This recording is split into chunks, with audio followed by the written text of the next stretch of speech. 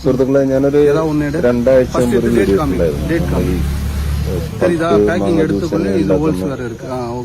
ആ രീതിയിലുള്ളൊരു എന്റെ ഇൻസ്റ്റയിലൊക്കെ അതിന്റെ ഒരു മറ്റൊരു വെർഷനാണ്. ശരിക്കും പറഞ്ഞാൽ ഏതാണ് കമ്പനി എന്നുള്ളതല്ല. ഇപ്പൊ ഫ്രൂട്ടി ആവാം, മായാവാം, ഏത് കമ്പനി ആണെങ്കിലും നമ്മൾ ശ്രദ്ധിക്കേണ്ട ഒരു പ്രധാനപ്പെട്ട കാര്യമാണ്.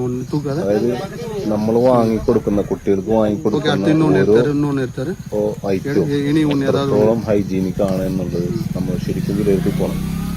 ഇപ്പൊ ഈ കാണുന്നത് കണ്ടില്ലേ നിങ്ങള്, അതായത് എക്സ്പയറി കഴിയാത്തൊരു ഐറ്റമാണ്. അതിന്റെ ടോപ്പ് പൊട്ടിച്ചപ്പോ പൂപ്പിൽ വന്നിട്ട് ആ രീതിയിൽ വളരെ മോശമായിട്ടുള്ള ജ്യൂസാണ്. കുടിക്കുന്ന സമയത്ത് നമ്മൾ അറിയില്ല, കാരണം കുടിച്ചു പോകും.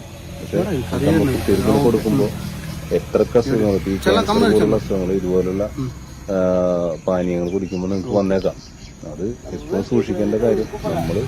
നമ്മുടെ കുട്ടികൾക്ക് ആ രീതിയിൽ കൺട്രോൾ വെച്ചിടാറുള്ളൂ. അല്ലെങ്കിൽ നമ്മൾ തന്നെ ജ്യൂസ് അടിച്ച് മാങ്ങ ജ്യൂസ് ഉണ്ടാക്കി കുപ്പിയിലാക്കി തണുപ്പിച്ച് കുട്ടികൾക്ക് കൊടുക്കാം. ഏറ്റവും നല്ല മാർഗ്ഗം അതാണ്. പുറത്ത് പോകുമ്പോൾ ഇത്തരം ജ്യൂസുകൾ കഴിക്കാതിരിക്കുക, സാധാരണ വെള്ളം കൊടുക്കുക, അങ്ങനെ ലൈക്ക് അതുപോലുള്ള കാര്യങ്ങൾ ചെയ്യുക.